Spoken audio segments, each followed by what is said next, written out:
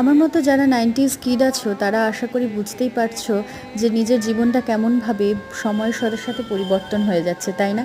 অগোছালো বেপরোয়া আমিটা কিভাবে যেন একটু গোছানো হয়ে যাচ্ছে।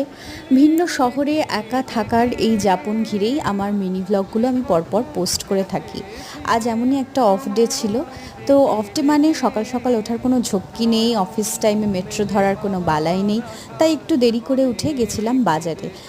মাছ বাজারে প্রচুর মাছ দেখে মনটা একটু ভালো হলো, আর বেশ কিছু মাছ কিনে নিয়ে আসলাম। বেশ কিছু সবজি বাজার করে নিয়ে এসে ফ্রিজে সেগুলোকে রাখলাম সারা সপ্তাহের জন্য।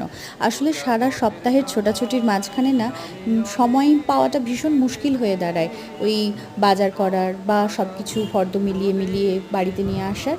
তো যাই হোক, ছুটির দিন বলতে আমার কাছে একটু গল্পের বই পড়া, নিজের মতন গান শোনা আর একটু ভালো মন্দ রান্না করা। এই সাবানটা ব্যাঙ্গালোর থেকে আমার এক কলিগ নিয়ে। সন্ধ্যাবেলাটা কাটলো পছন্দের ব্যালকনিতে চা খেতে।